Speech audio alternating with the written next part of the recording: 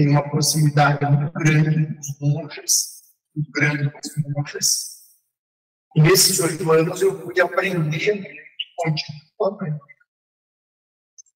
E essa experiência me ajudou, essa experiência me ajudou muito no caminho de encontrar essa ligação entre o teatro e o sagrado.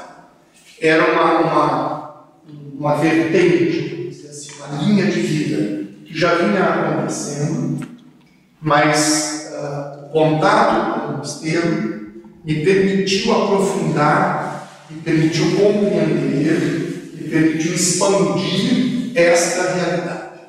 Então, para mim, hoje, é um privilégio muito grande, uma alegria muito grande, uma gratidão muito grande poder estar aqui com vocês, dividindo essa experiência. Tem alguns amigos que vieram de longe, amigos de infância, para poder participar com a gente, cada pessoa que se deslocou para vir até aqui. Eu agradeço muito a presença de todo mundo. Volto a agradecer o pessoal que organizou tudo, e a gente vai ter uma vivência juntos. Eu não sou acadêmico, eu não sou professor no sentido acadêmico. Eu não dou aulas teóricas de teatro. Eu sou um professor no sentido prático. É muito chato falar de teatro. É muito bom fazer teatro. Então eu sempre trabalho com oficinas teatrais. E hoje nós não vamos ter uma palestra. Nós vamos ter uma vivência. Talvez isso tenha assustado algumas pessoas. Eu já vou explicar o que é a vivência. Ninguém vai ter que representar nada, né? Vão ser algumas dinâmicas de alguns jogos que vocês vão entender, não adianta eu querer explicar, vocês vão entender conforme for acontecendo, vocês vão perceber como a gente vai ligar isso às coisas que a gente vai expor teoricamente, e na verdade vocês depois é que vão formular a teoria. Vocês vão perceber que aquilo que vocês trouxerem como fala, nós vamos apenas sistematizar naquilo que já é teoria. Então, só para citar um exemplo, o que ela apresentou e o que o Everardo falou com relação à experiência de ter assistido quando jovem, já são duas grandes sínteses do que é o teatro. Não precisa teorizar. O teatro é uma coisa muito concreta. O teatro é uma coisa muito concreta. Há quem diga, alguns estudiosos dizem que teatro não é nem sequer literatura. Teatro não é para ser lido. Teatro é para ser assistido ou para ser representado. Não sei se vocês têm o hábito de ler teatro, mas se você não tem o hábito de ler teatro, quando você vai pegar uma peça teatral de um gênio como Shakespeare, ela é muito chata, porque ela não tem nenhuma explicação.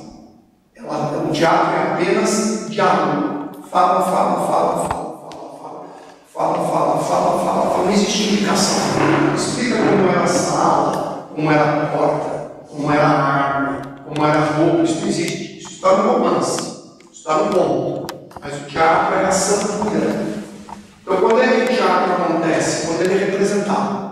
Você vê o teatro, você fala, nossa, mas estava tudo isso naquele texto, porque tem a ver com a leitura, com a encenação, com a interpretação que os autores dão.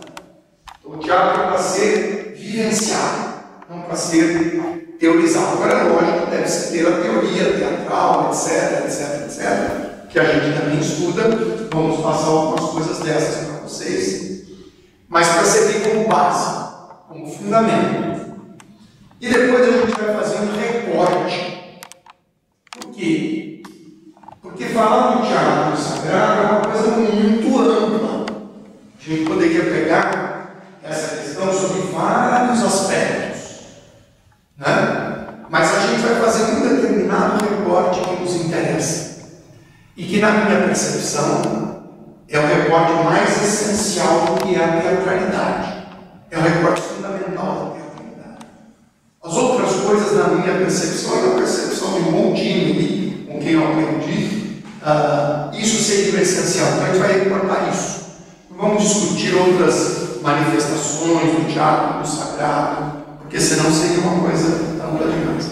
Volto a dizer, eu não sou um acadêmico. O que eu quero dizer com isso? De teatro eu conheço um bom tanto, mas eu não sou um acadêmico de teatro. Nós vamos passar por algumas coisas ligadas à religiosidade, mas eu não sou um acadêmico de religiosidade. Não sou nem mesmo religioso, no sentido leigo religioso. Trago a minha religiosidade, mas não sou religioso com vida. Nós vamos passar por filosofia, mas eu não sou filósofo. Eu não tenho uma academia em filosofia. Nós vamos passar muito pela psicologia. É inevitável, mas eu não sou psicólogo. Tá? Então, talvez tenham pessoas aqui mais avalizadas para alguns pontos que eu vou tocar do que eu. Por favor, complemento. Às vezes eu vou falar alguma coisa de filosofia, você vai me ajudar. Olha, tem também isso que você pode acrescentar aí que vai te ajudar. Legal. Olha, tem isso aqui sobre a psicologia, bacana, mas eu também já digo, por favor, que a ideia hoje é que a gente faça essa troca. Então, eu também quero sair daqui hoje aprendendo várias coisas dessa nossa vivência. Tá bom? Ok? Ontem algumas pessoas já começaram a falar sobre o teatro que fez quando era jovem, o teatro que foi assistir quando era jovem, o teatro que fez quando era criança, aquilo que as crianças obrigam os pais, as mães, os avós a assistirem no Natal, não é aquela coisa leve, gostosa, não é assim? Então todo mundo já teve uma experiência teatral, com certeza, com certeza. E por que a gente não precisa ter medo? Porque a primeira coisa que eu queria dizer sobre o teatro, a teatralidade, ela é inerente ao ser humano. Ela é constitutiva do ser humano. Todos os seres humanos desenvolvem intuitivamente o jogo da representação, o jogo do faz de conta. Quem teve filho pequeno, quem tem filho pequeno, sabe disso. E se você lembrar da tua infância, você vai lembrar que você fazia de conta quase que o tempo todo. Tá certo? Você tem um filho de 3 anos. Ele deve jogar o tempo todo e fazer de conta. Isso é inerente ao ser humano. É constitutivo do ser humano. Por que é inerente? Por que é constitutivo? Porque eu só consigo estabelecer e estruturar a minha pessoa no jogo da representação e do fagino. Se eu não consigo fazer este jogo no melhor sentido da palavra, eu não consigo estruturar a minha própria pessoa, estruturar e desenvolver a minha própria personalidade. Toda criança brinca, e na brincadeira ele era. Não é assim que a criança fala, agora eu era o lobisomem, agora eu era o Chapeuzinho. Não sei porque eles usam o verbo nesse tempo, mas eles usam nesse tempo. Agora eu era, agora eu era. Né? É uma coisa que é aqui, mas que era onde? Um tempo, que não é esse tempo, porque é um tempo da imaginação. É um tempo do faz de conta, é um tempo da representação. E é fundamental que ele seja o pai, a mãe, o cachorro, o peixe no aquário, o Chapeuzinho Vermelho e o lobo, porque quando ele consegue ir para o papel do lobo e voltar para ele consegue descobrir por que ele tem medo do lobo e estrutura o medo dentro dele. Vivenciando a máscara do lobo, ele descobre esse medo, ele domina esse medo, ele supera esse medo. Entende isso? Dá para entender? Então esse jogo é inerente. Isso já nos dá uma primeira dica que é muito importante sobre o teatro. Eu só consigo desenvolver a minha pessoa a partir da relação com o alter. Eu não existo sozinho. Não existe essa possibilidade. Entende? E o teatro é fundamentalmente essa vivência de uma maneira muito profunda. Depende da camada que você for mergulhar. Então todos nós já tivemos muito jogo de representação. E até os 7, 8, 9 anos, pelo menos, a gente sempre jogou muito teatralmente. Mesmo que você não tenha feito teatro. Ok? Aí, como dizia a minha mãe, vocês estão crescendo para ficar bobo. Minha mãe falava para a gente. Então, é mais ou menos isso. A gente começa a crescer e a gente começa a achar que isso é uma bobagem. Isso é coisa de criança. E não é. Né? Não é. Se eu tenho a possibilidade de continuar desenvolvendo isso, eu vou aprender muita coisa. A minha esposa, ela trabalhou com arte e educação para criança por mais de quase 40 anos. E quando nós começamos a namorar, eu falava assim para ela: eu trabalho com teatro, mas eu não sei desenhar. Porque o meu desenho era aquele desenho ainda de fazer um homem, fazer uma bolinha, um palitinho, duas perninhas, dois braços, sabe aquele desenho? Ela falava assim para mim: não, Zé, não é que você não sabe desenhar, é que o seu desenho parou quando você tinha 5 anos de idade. Você nunca desenvolveu o seu desenho. Se você tivesse continuado trabalhando no desenho ao longo da tua vida, você poderia não ser um artista plástico, mas você estaria desenhando de uma forma muito mais estruturada. E é verdade, eu comecei a trabalhar com isso e o meu desenho se desenvolveu.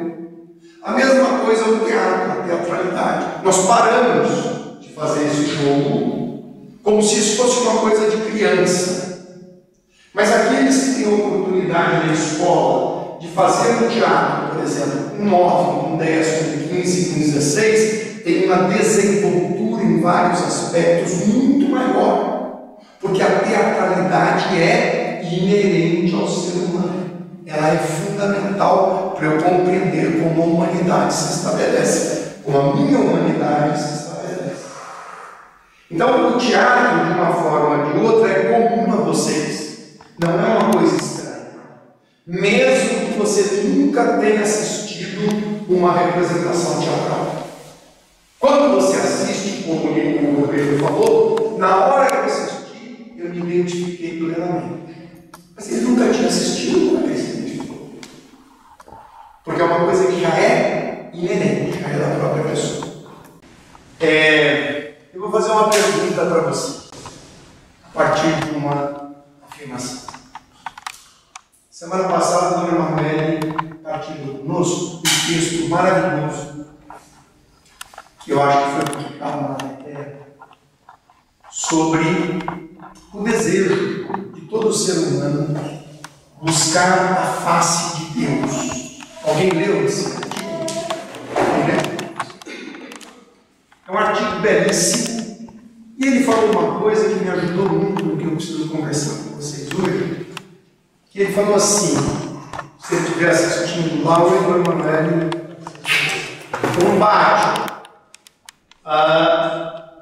Ele falou assim: o desejo de ver a face de Deus, como está em todo o texto sagrado, a Bíblia inteira, desde o Antigo até o último versículo do Novo Testamento, o desejo de ver a face de Deus é constitutivo do ser humano. Eu achei demais essa expressão. Quer dizer, é uma coisa que nos constitui enquanto ser humano. Para eu ser humano, eu devo dar vazão a esta busca da face de Deus. Agora eu gostaria de perguntar para vocês: como é a face de Deus? Qual é a face de Deus? Muitos santos já viram. Alguém sabia dizer? Como? Jesus. Como é a face de Jesus? A natureza é uma forma de eu perceber essa face. Não é? muitas vezes eu vemos a face de Deus numa determinada flor, no voo de um pássaro, no sopro do vento. Não é assim? No canto, no correr de uma cachoeira. Que mais? Ele é mutável. Ele assume várias formas, várias possibilidades dele. Na ordem, na organização, na ordem das coisas como elas acontecem. Onde mais eu vejo a face de Deus? Como ela é? Eu vejo no próximo. No próximo. Aqui, quem expressa a face de Deus? Todos. Todos nós. Se somos 8 bilhões de pessoas na face da Terra, quantas faces Deus tem na face da Terra? 8 bilhões de faces. Não é bonito isso? Não é bonito isso? E eu fico querendo ver a face de Deus. Entende o que eu estou querendo dizer para vocês? Entende isso? Muitas vezes esse eu quero ver a face de Deus nada mais é do que uma projeção da minha própria face. Isso talvez seja o que o Antigo Testamento condena como sendo a criação de um ídolo.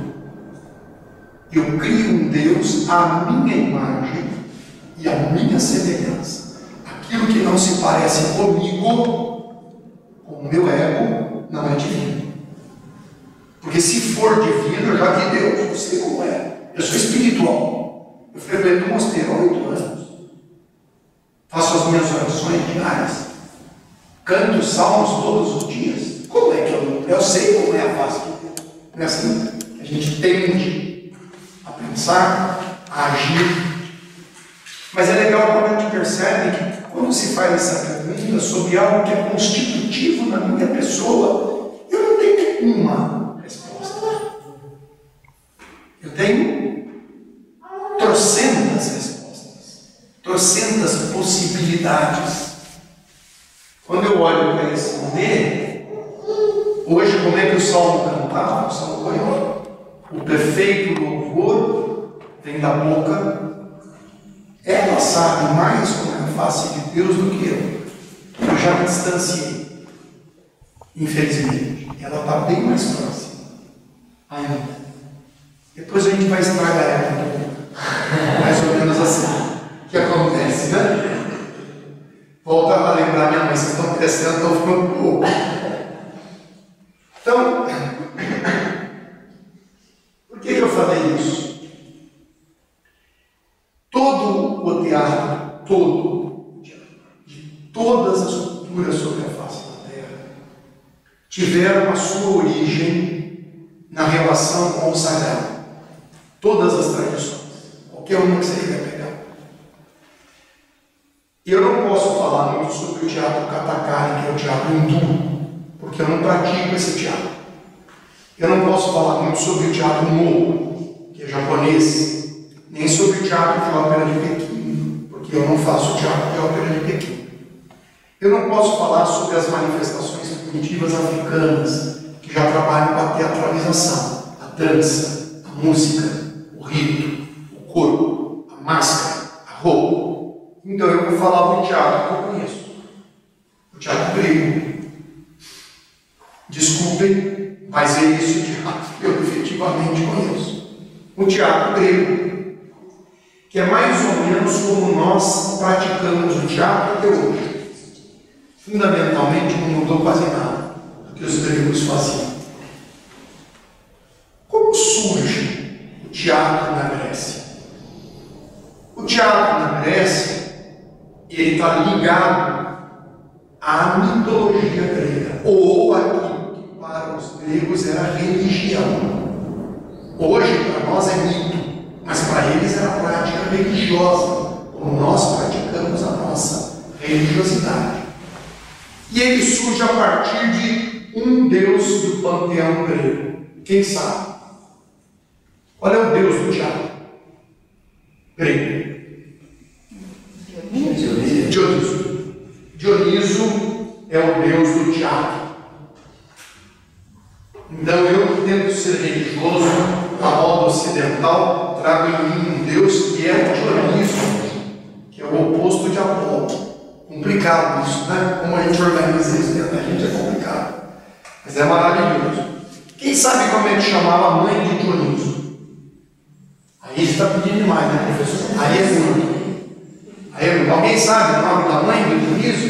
Ninguém sabe? A mãe do Dioniso se chamava Semele. Semele. Qual é a história do Dioniso? A história de muitos filhos de Zeus na mitologia grega. Zeus era o cara. E Zeus tinha uma questão. Seria um julgamento moral. Era assim. Como ele era o Deus Todo-Poderoso, está tudo bem. Ele tinha a tendência de seduzir mulheres e de dormir com essas mulheres e de procriar com essas mulheres. Fossem deusas, fossem semideusas, fossem ninfas, fossem humanas. Ok? E ele se transformava em várias coisas para seduzir as mulheres. E ele teve N filhos com N mulheres. E tinha a esposa de Zeus. Alguém lembra o nome dela? Mas em grego. E ela ficava muito brava com essa história. E ela fazia uma coisa: ela ia atrás dos filhos que Zeus tinha, não com ela, e normalmente matava os filhos que Zeus tinha. Ou atormentava a mulher que tinha tido o filho com Zeus. Essa é a história de Semele. Semele é uma mulher que foi seduzida por Zeus e engravidou de Zeus. Mas Semele tinha uma semente dentro dela que me interessa muito na nossa conversa. Semele queria ver Zeus na sua plenitude. Esse era o desejo de Semele. E alguns dizem até que inflamou, incentivou esse desejo de Semele, porque ela sabia o que ia acontecer. E Semele começou a insistir com Zeus: eu quero te ver como realmente você é. E Zeus fala: olha, não vai rolar. Ela fala: não, mas eu quero ver como você é. Ele fala: olha, não vai rolar, porque se eu me mostrar para você do jeito que eu sou, você já era. Você se dissolve literalmente. Mas, sem nenhuma conotação pejorativa, meninas, vocês sabem que quando vocês querem uma coisa, vocês insistem bastante, não é? Até que vocês conseguem. E às vezes o que vocês conseguem não é lá muito bom, que é o que aconteceu com você. Então ela foi insistindo,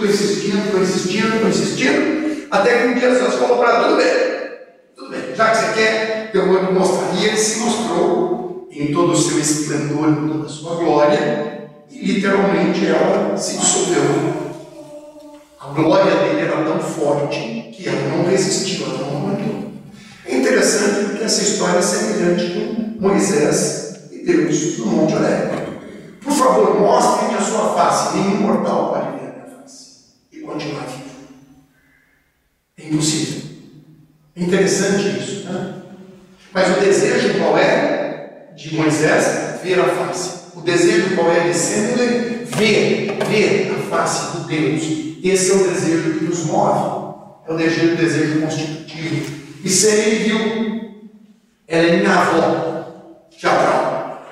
Já que o pai do teatro é Dioniso, eu sou o filho do teatro, ela é minha avó teatral. Então ela traz essa semente dentro dela. O que aconteceu? Dioniso estava sendo gestado. Zeus pegou Dioniso, escondeu ele na coxa, para que ela não descobrisse. Terminou de gestar Dioniso na coxa, e quando ele nasceu, ele entregou Dioniso para as ninfas. E falou para as ninfas: vocês sobem com ele no meio da mata e criem essa criança. Então, toda vez que o menino começava a chorar, as ninfas começavam a dançar, a cantar, a fazer barulho. Para quê? Para Hera não ouvir o choro de Dioniso. Porque se a Hera descobrisse onde estava o menino, ela ia matar o menino. Entenderam a ideia? Isso é uma das histórias de Dioniso. Porque existem, na verdade, 2 Dionisos.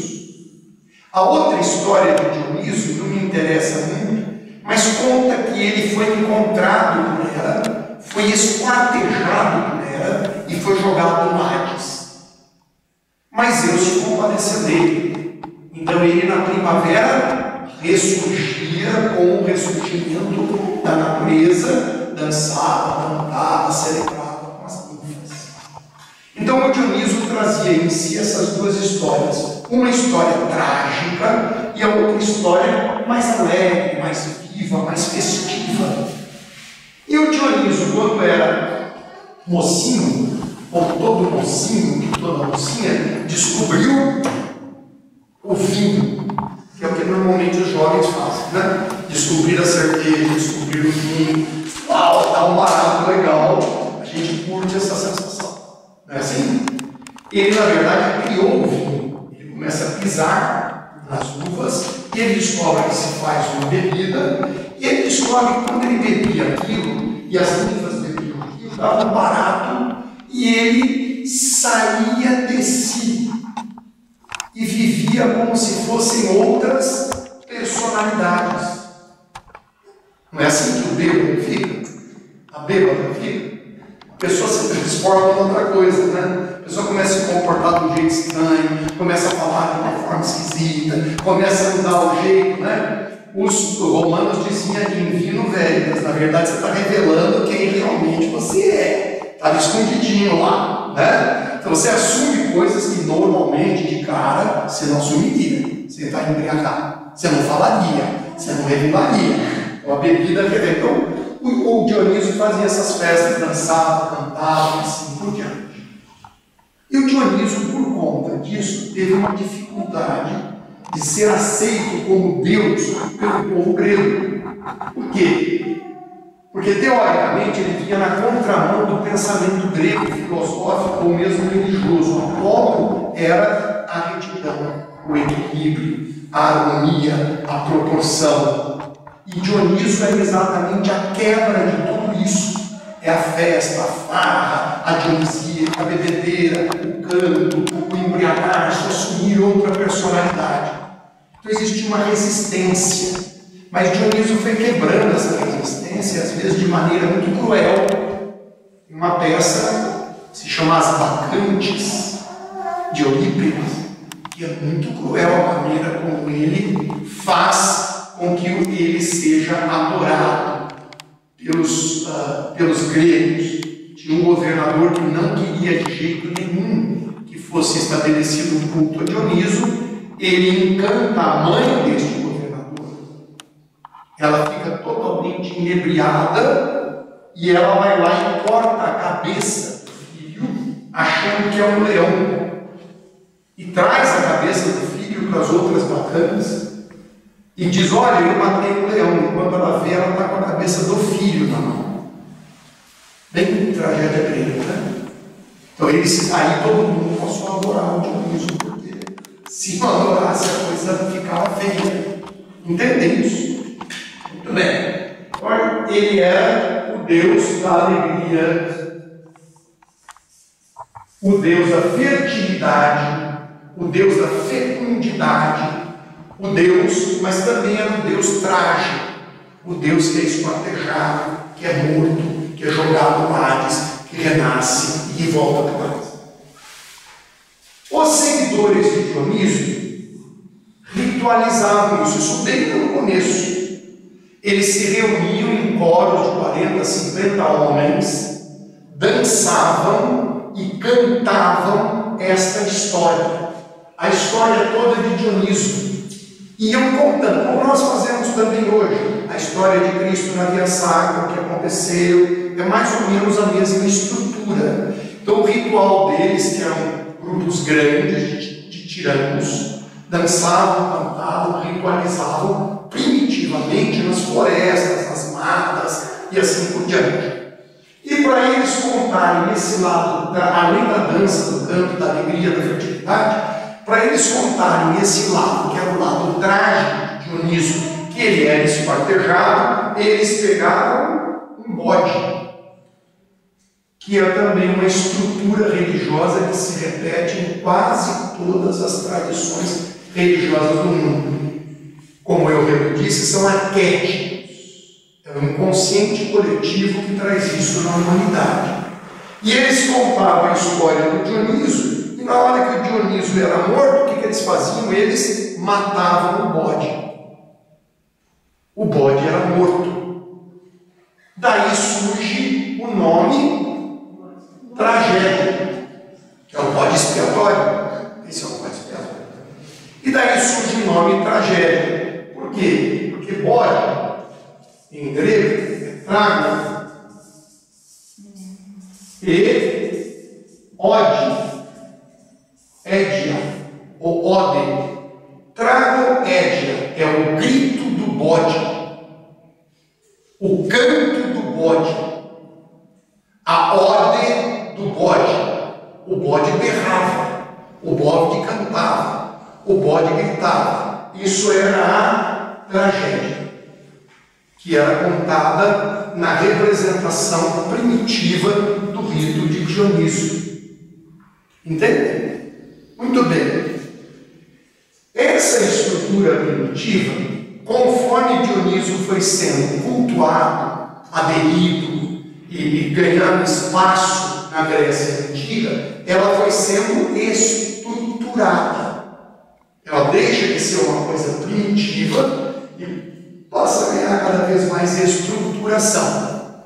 Até que chegaram os festivais anuais, que eram as dionisíacas, em que saía uma procissão enorme de pessoas para celebrar o deus Dioniso, e vinha lá os ditirambos, que era o coro dos homens cantando, dançando, contando essa história, que é a primeira estrutura básica do teatro.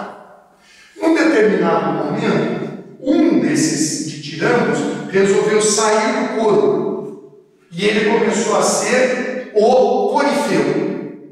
Então ele falava uma coisa e o coro repetia ou replicava.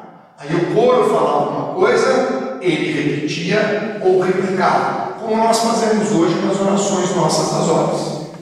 Uma pessoa fala, o coro repete. Uma pessoa fala, o coro repete. Tem uma estrutura semelhante. Essa estrutura depois, com o tempo, foi ganhando mais formalizações. Entendem com o passar do tempo? Mas o primitivo está em Dioniso e na tragédia. Até que um dia, um cara que é considerado o pai de todos os atores e de todas as atrizes, que é Tésquis, ele era um desses corifeus. E o que ele fez no meio da procissão? Ele se vestiu de Dioniso, colocou a máscara de Dioniso, a roupa de Dioniso, subiu no carro de Dioniso, e ele falou: eu sou Dioniso. Foi a primeira vez que houve uma representação formal como nós compreendemos. E aí deu um maior problema, porque muita gente começou a falar para você: isso é mentira, você não é o Dioniso, como é que você vai falar que você é o Dioniso? Eu falei: não, mas eu sou o Dioniso, porque eu estou aqui com a máscara do Dioniso, com a roupa do Dioniso, representando o Dioniso. E aí houve uma polêmica mesmo, um problema sério. E aqueles que começaram a fazer isso que o Tésquis tinha feito, que são considerados os primeiros atores do teatro grego, começaram a ser chamados de hipócritas. Daí vem o termo hipócrita. Então nós, atores, somos fundamentalmente hipócritas. Por quê? Porque nós representamos uma coisa que não é verdade, que não somos nós. Então eles eram quem? Eles são os hipócritas, que hoje para nós ganhou uma outra conotação. Mas você é um hipócrita. Você é um hipócrita. Por quê? Porque você está sendo falso. Você está sendo falso. Você está falando uma coisa que não é verdade. Você está mostrando uma cara que não é a tua cara. Você tem duas caras. Você tem uma cara aqui e outra cara lá. Você é hipócrita. Não é assim? O próprio Jesus chama os fariseus de hipócritas. Eles pregam uma coisa e vivem outra coisa. Mas na origem, a palavra é aplicada para os atores. Olha que interessante. Não é? Eu tenho uma profissão fundamentalmente hipócrita. Não tem nenhum problema aqui. Por que eu não tenho problema? Porque só existe um lugar no mundo que você não pode mentir. Ou melhor, só existe um lugar no mundo que você não mente. Qual é esse lugar? O pau. Por quê? Se você mentir, não vai levar a emoção à plateia. Não é por esse motivo. Não. É o palco, mas não é por esse motivo. Por que eu, como ator, nunca minto? Você está representando. Hein? Você está representando. O que significa isso? Estou representando. Significa o quê? E você não é você, né? Como é que você sabe que eu não sou eu? Porque você está representando um outro. Isso. Então isso já é uma convenção teatral. Se eu chego aqui dizendo que eu sou o Dionísio, mas todo mundo sabe que isso é mentira, eu não estou mentindo. É óbvio. Claro, porque é uma convenção. Já está convencionado que não é mentira. Que é uma representação. Você está falando a verdade da mentira. Da mentira. Portanto, é um jogo que está estabelecido já. Portanto, o único lugar que eu realmente não minto é o palco. O resto da vida eu posso mentir em qualquer lugar. José Maurício, desculpe, Por favor. só por conta de uma coisinha. Você falou que poderia acrescentar quando surgisse, né? E há uma verdade matemática nisso, né? Quando há duas falsidades, elas se tornam verdade. Porque uma falsidade com uma falsidade se torna verdade. Isso. Esse é o princípio. Então, é exatamente isso. Menos com menos, dá mais. Então, o palco é o único lugar que eu não. Eu posso mentir na intimidade de casal. Não posso? Eu posso mentir com meu filho. Eu posso mentir no altar. Eu posso mentir. No altar não é um lugar para representar, no sentido teatral. Teatral como falsidade. O palco, está tudo bem, olha, eu sou o Dom Quixote, o cara está fazendo o que eu estou chamando, eu sei que é o Zé Maurício, está representando o Dom Quixote, então eu não estou mentindo. Ok? Então é bacana isso, porque eles eram os hipócritas, mas todo mundo sabia que eles eram hipócritas. Então está tudo bem. Né? Agora, quando o outro está sendo hipócrita com você não sabe. Tá? Então aí, essa estrutura acabou chegando na estrutura maior, que foram as festas das dionisíacas, que eram festas anuais.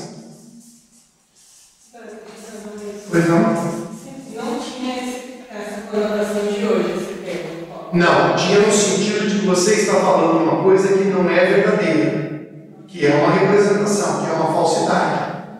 Hoje eu te chamo de hipócrita no sentido pejorativo. Eu te xingo. Você é um hipócrita. Ninguém fala, você é um hipócrita. É uma agressão. Mas, a não ser que seja sarcasmo. Mas aqui existia uma relação objetiva. Eu vou cometer um pecado, eu não sei qual é a origem etimológica do termo hipócrita. Então, mas deve ter alguma coisa aqui que justifica esta desculpe, eu realmente não vou saber isso. Se alguém souber, por favor. Hipo é algo baixo. Abaixo. Então, provavelmente deve ser alguma coisa que está por detrás, alguma coisa que está escondida. E o criptas deve estar ligado à questão do crítico, da crise, da Pode ser. cripta, alguma coisa escondido. Pronto. Está vendo? É bom trabalhar com isso. É uma coisa escondida que não aparece. Que é o que acontece com a máscara do ator e com o rosto do ator. A máscara esconde o meu rosto, está por debaixo. Exatamente. Portanto, eu estou mostrando uma coisa que não sou eu estou escondendo eu para poder mostrar eu. Tem um discurso de Hipócrates também, né, dos médicos. Mas aí é hipócrates. Mas não tem a ver. Não é outra coisa. Mas aí assume a ética de Aédia. Eu não sei o que significa dar meu nome Hipócrates. Isso eu não vou saber dizer. Tá? Aqui no Dr. Google diz que a palavra deriva do latim hipócrisis e do grego hipócrisis, ambos significando a representação de uma ator, atuação, fingimento no sentido artístico. No sentido artístico. Mas ela deve ter uma origem grega mesmo, etimológica. Hipócritas, que forma. Eles tinham mania de fazer isso. Juntar. Sempre é assim. Com a tragédia que deu tragédia.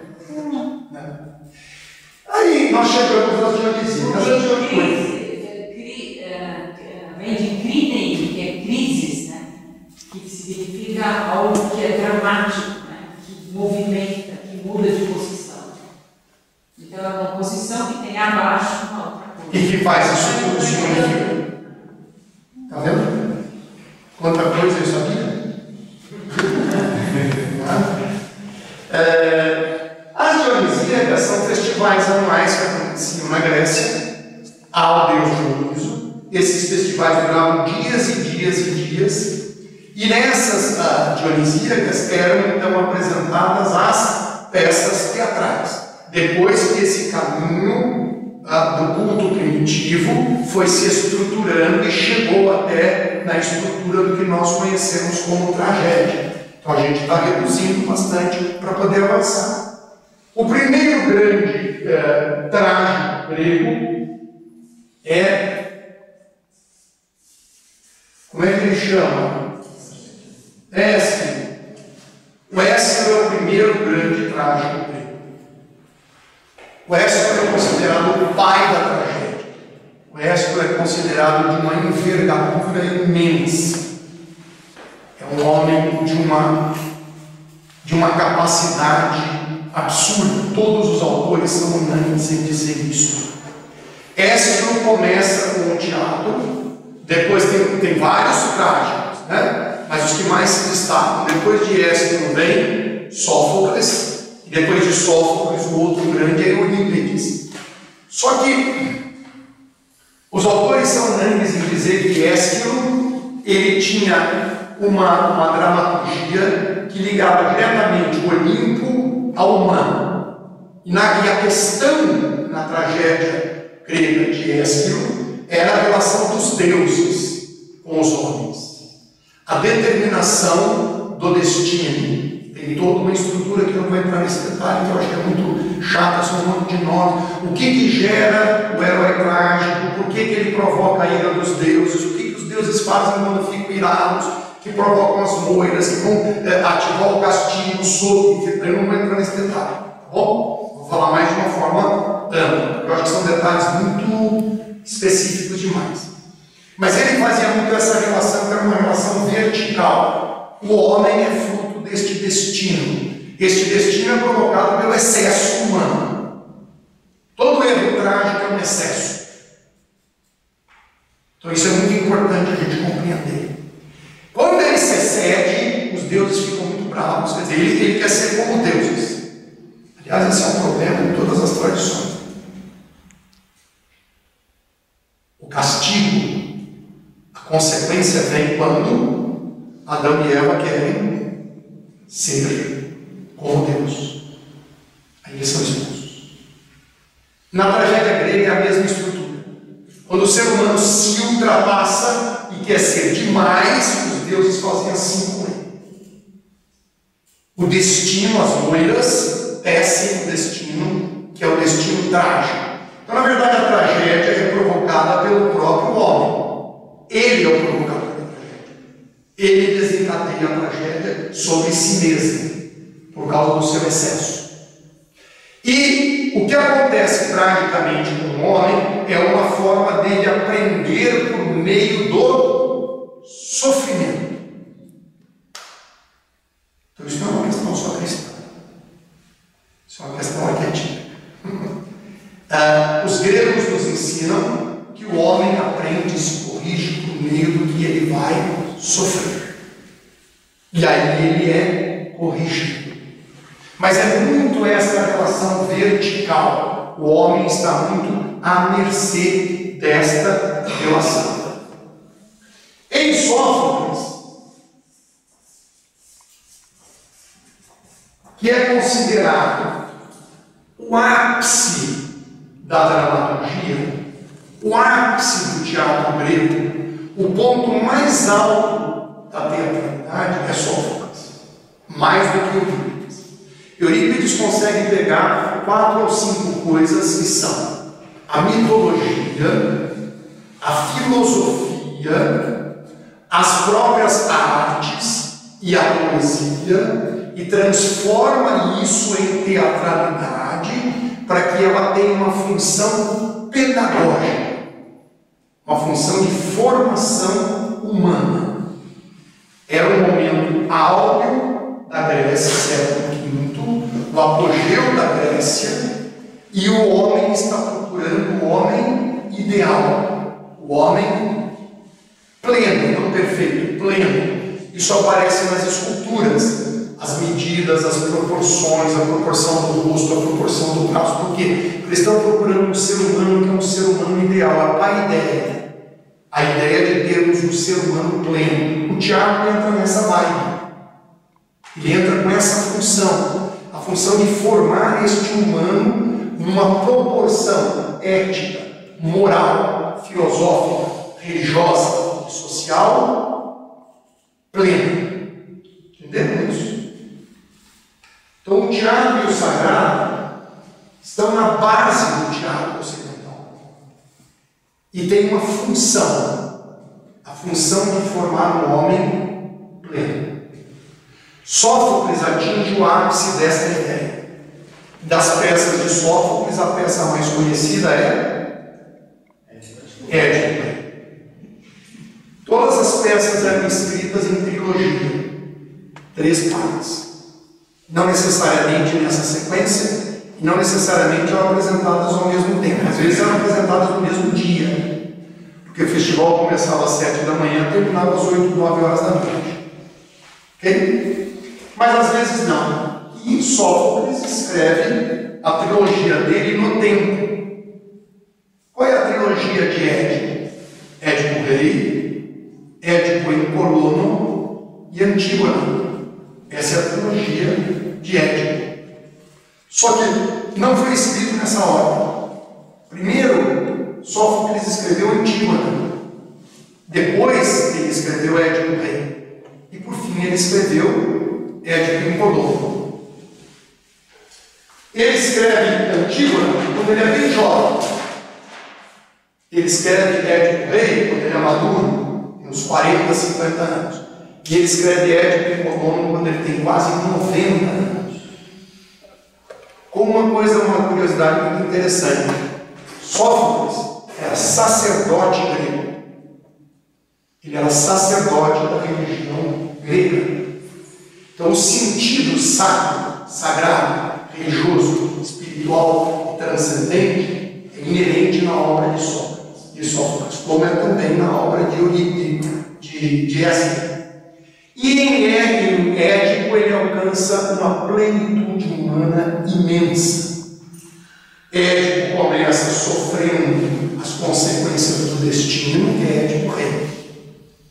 Depois ele velho, poucas pessoas conhecem essa história de Édipo em Colono, é guiado cego e velho como um mendigo por Antígona, até ele chegar no campo sagrado.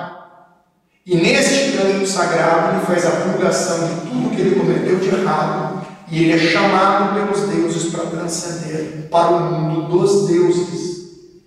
Édipo não termina cego, como o nosso século tentou reduzir a partir da leitura freudiana. A leitura freudiana é apenas uma leitura de Édipo, mas por todos os autores é a menos adequada. Super redutiva, super limitante, e é a menos adequada. Eu acho que o Freud teve uma sacada genial. Eu acho que ele incluiu uma coisa genial. Mas a genialidade dele é muito limitada em relação à obra de Sófocles. A obra é muito mais ampla do que a leitura do complexo de Édipo. Isso é uma leitura bem do século XX. Então a história de Édipo continua. Ele chega até o processo de transcendência.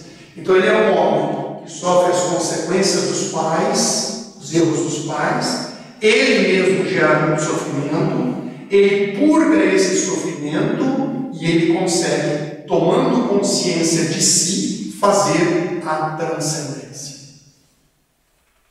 Ele passa pelo processo inteiro de um humano pleno, íntegro, inteiro. Ok? E depois a gente tem Eurípides. Eurípides é uma figura que afasta mais a questão dos deuses e traz mais um humano. Mas o que é interessante no Eurípides? O Eurípides mergulha no que há de mais sombrio na alma humana. Ele traz horrores da alma humana, inclusive na época ele já causa muito escândalo pelo que ele traz, porque ele expõe, ele é um Nelson Rodrigues dos gregos, ele expõe o que há de mais podre da alma humana. E aí é o homem mais ou menos pelo homem. Os deuses agora estão bem mais afastados, eles estão presentes, mas eles estão bem mais afastados. Quais são as obras dele, as maiores? A maior dele, que é a mais contundente de todas, que é a mais pesada, é Medéia. Medéia é trágico 2 vezes. Porque qual é a diferença entre a tragédia e o drama? Alguém poderia me dar uma diferença entre tragédia e drama? Que define como forma teatral, né? O que é uma peça dramática, o que é uma peça trágica? A tragédia não tem nenhum desgaste no final, né? A tragédia acaba mal. Não pode acabar bem. Pode acabar bem. Isso é uma versão. Talvez aqui se coloca diante da tragédia ou do drama de forma diferente. O drama parece que está em torno daquela pessoa e a tragédia ela acomete a sola e destrói.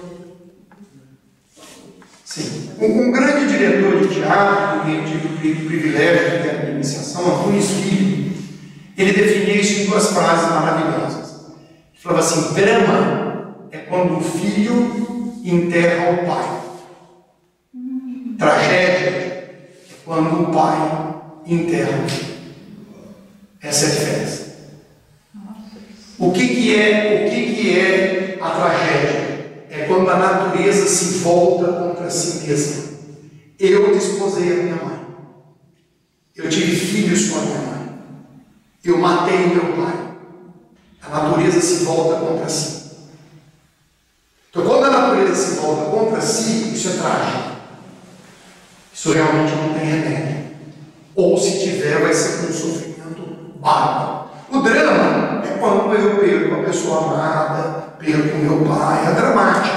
Tem uma dor, mas é uma dor natural, vamos dizer assim. A outra não é natural. E na Medéia, essa tragédia é dobrada.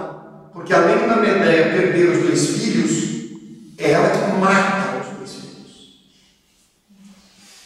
Então é a tragédia da tragédia. É a loucura da loucura. É a sombra da sombra e a escuridão da escuridão. É aí onde Eurípides vai. Entende? Mas Eurípides não é considerado o maior. O maior é considerado Sófocles, que eu também gosto mais. Ele traz essa estrutura maior, mais ampla do ser humano. Ok? Só para finalizar essa parte teórica, eu gostaria de colocar uma coisa para vocês, que a gente vai ter um intervalo. O Ésquilo teve várias, mas ele teve uma grande sacada, que era uma sacada de cunho técnico. Olha que interessante, às vezes uma questão de cunho técnico levanta uma questão que se torna filosófica, teológica, existencial, assim por diante. Os teatros gregos, eu nunca fui para a Grécia, provavelmente vários de vocês aqui já foram. Os teatros gregos são imensos, né? Quem conhece? Eles são para 10, 12 mil pessoas. Você imagina isso na época da Grécia, na época de Atenas.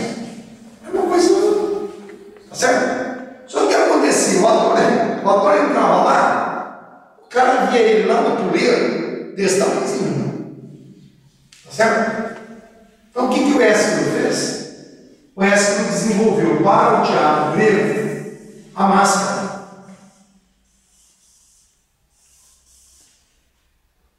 Tá? Que no início era uma máscara grande, que o ator segurava. Ela era côncava, ela podia ser feita de couro, ou ela podia ser feita de terracota. E o Écio também sacou uma coisa muito interessante. Ele colocou nos pés dos atores o que são chamados de coturnos, que são botas altas, grandes, com solas altas. Então o ator ficava grande e com o rosto deste tamanho. Então as pessoas enxergavam melhor o ator, a personagem. Uma grande sacada dele de cunho técnico. E essa máscara, na Grécia, tinha um nome: prosopon. Prosopon. Alguém sabe o que significa a palavra teatro? Teatro, teatron.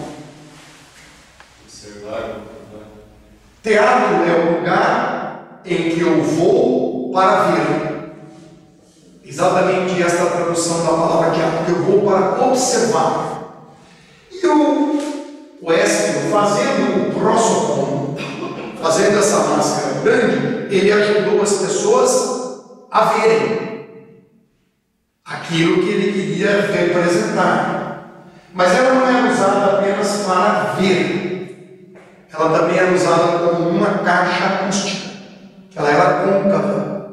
Então, quando o ator falava atrás da máscara, a voz dele ressoava. Então, a máscara era usada para que as pessoas vissem e ouvissem. Essa é a função do pró, era algo a favor, para que as pessoas me vejam, para que as pessoas me ouçam, para que as pessoas compreendam aquilo que eu estou querendo comunicar. Entenderam a ideia? Essa palavra aqui, muitas vezes também era traduzido por pessoa. Pessoa, personagem. Essa palavra aqui, para os latinos, vai assumir o nome de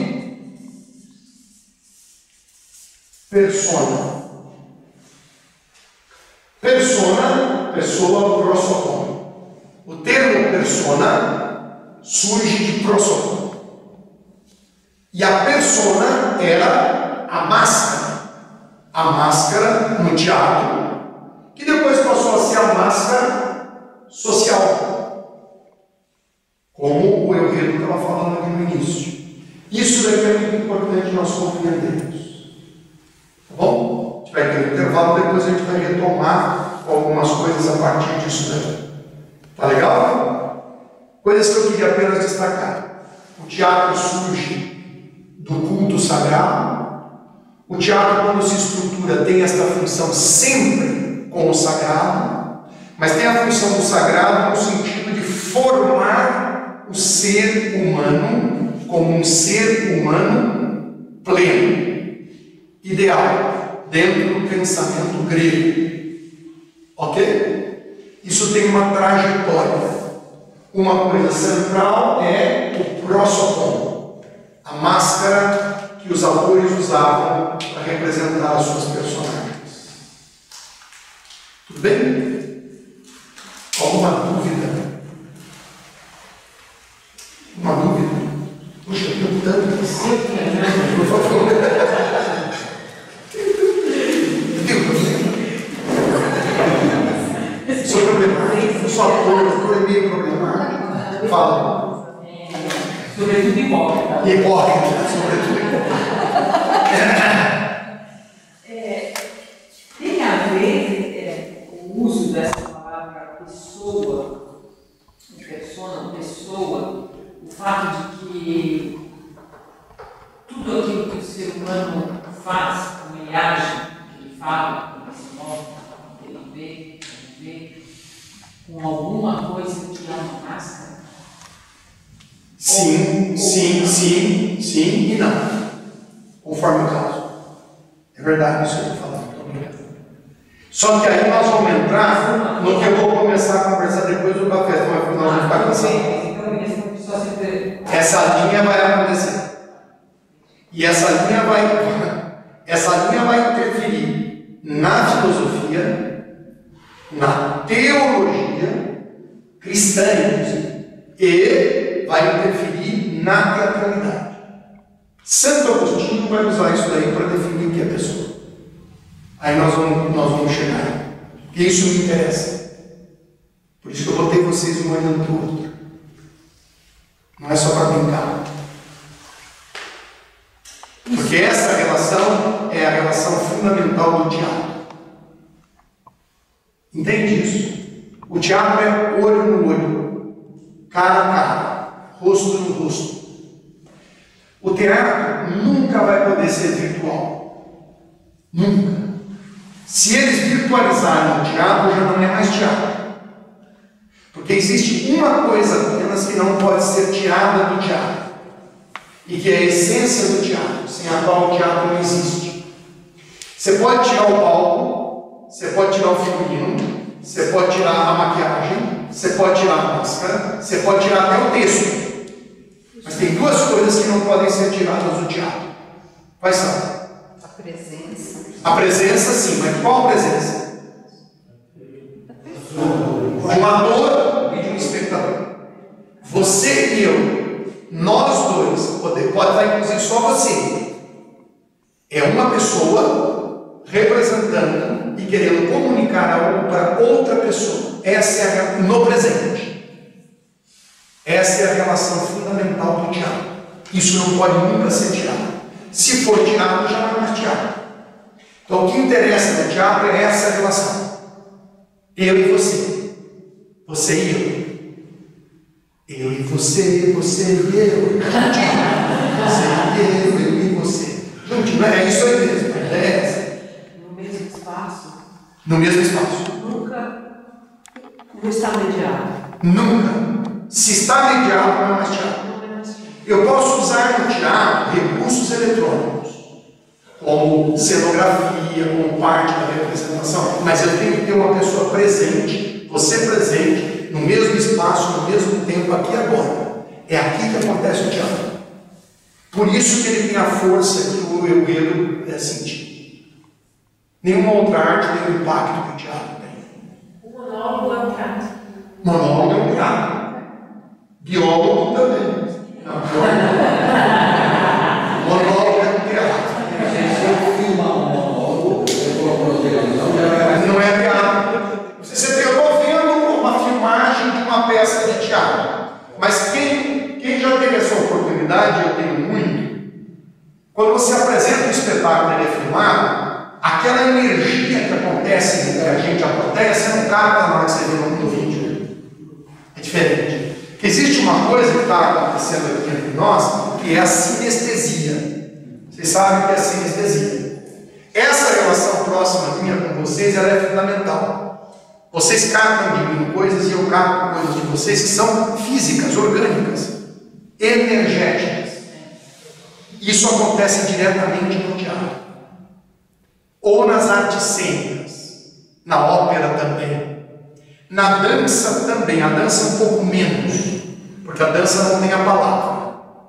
E a palavra é fundamental no teatro. Sem palavra, você vai fazer um trabalho de mímica. Tudo bem, mas a mímica ela é quase que um diálogo corporal.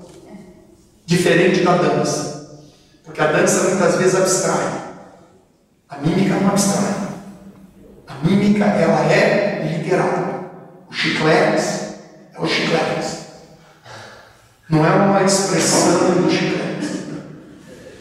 Entende? A parede é a parede. É uma coisa descritiva. Quase que é uma linguagem que eu traduzo. Diferente da expressão corporal. A expressão corporal não tem obrigação de se comunicar.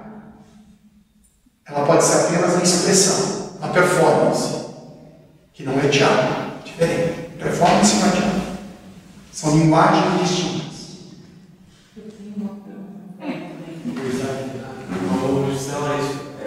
Eu tinha duas perguntas, mas seria uma agora, justamente existe teatro só em Libras, e Libras não é mímica, né? Isso já tem um grande debate dentro da língua deles, né? Libras é uma língua, uma linguagem. Existe então teatro só com Libras? Eu nunca vi, mas pode existir. Só que a Pedro está falando assim, eu estou falando assim. O A é o A, ou é o A. Só estou mudando a forma de expressar as palavras, mas a palavra está presente. Eu penso que para isso precisa ter o tradutor, porque Libras pressupõe o tradutor, para procurar o que o autor está fazendo. Então talvez deva ter, mas deve ser errado. Não, mas aí seria o contrário.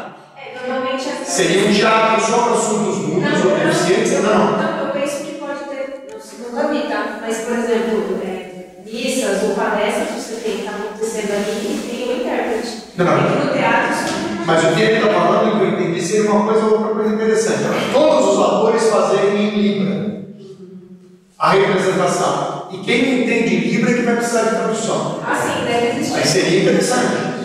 Eu nunca vi, mas seria muito interessante. Cabe aos deficientes auditivos desenvolverem um espetáculo desse. Seria genial. Outra pergunta. Aí eu seria deficiente. É verdade. Porque eu não sei essa língua, eu sou analfabeto. Por favor, alguém me traduza. Seria genial, eu inverteria o processo. Eu fiz Libras na universidade, e existe centro, né, de cultura de Libras.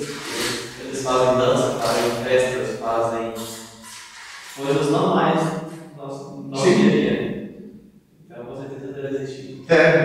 A outra pergunta é sobre assim, vários espaços lá na cultura de simbologias, que como você disse, mesmo pode, naquela parte do pode que Dionísio esquartejava e Dionísio esquartejava o pode. E aí eu tenho alguns amigos que são maçons, e aí tem aquela questão do pode, da conspiração. Até hoje. Eles faziam se tem alguma ligação. Eu não conheço a história da origem maçônica. Não vou me arvorar a falar isso. Mas o que eu sei, e eu acho que algumas pessoas aqui devem saber mais, é que essa questão de sacrificar um animal para expiar os pecados, os erros, os problemas de uma comunidade, ela é arquetípica e tribal. Tem tribos até hoje primitivas que ainda fazem isso. O animal morre por causa de um problema na comunidade. Isso é uma coisa arquetípica. Tem um princípio lá atrás dos primeiros homens. Eu lamento que hoje, como chama o nosso Lato, que é psiquiatra? O Diego, eu lamento que o Diego está aqui. Lamento mesmo. Ele se inscreveu. Deve ter tido algum problema. Porque o Diego é junguiano. E o junguiano desenvolveu a ideia do conceito do consciente coletivo, inconsciente coletivo. Ele teve essas sacadas. Tudo aquilo que a humanidade viveu lá nos primórdios, eu trago dentro de mim. Então, é muito bonito isso, muito forte. E originalmente os sacrifícios eram humanos. Sim, em algumas tribos. Antes dos animais. Isso. Os incas sacrificavam seres humanos, os maias e outras culturas também. Quer dizer, alguém precisa morrer pelo erro de todos. Isso não é uma ideia original cristã, nem judaica, na minha percepção. O judaísmo já deve ter trazido isso de outras tradições também, que conviviam juntas com o judaísmo.